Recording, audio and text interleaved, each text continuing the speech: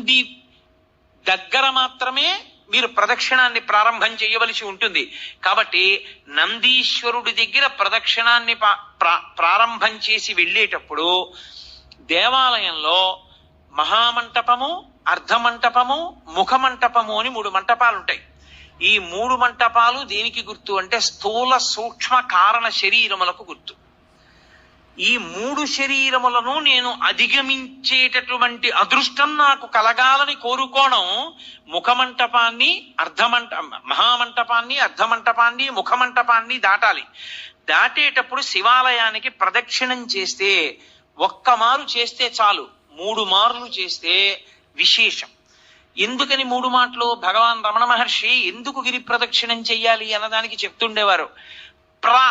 అంటే మీరు ప్రదక్షిణం చెయ్యడానికి కాళ్ళు కదుపుతుంటే మీ పాపములు కాలిపోతాయి. మీరు ఏ కోరికతో అలమటిస్తున్నారో ఆ కోరికలు ఇవ్వబడతాయి. మీరు ఏ కోరిక లేకుండా ప్రదక్షిణం చేస్తుంటే అంటే జన్మ జన్మాంతరములందు చేసిన పాపములు కూడా కాలిపోతాయి.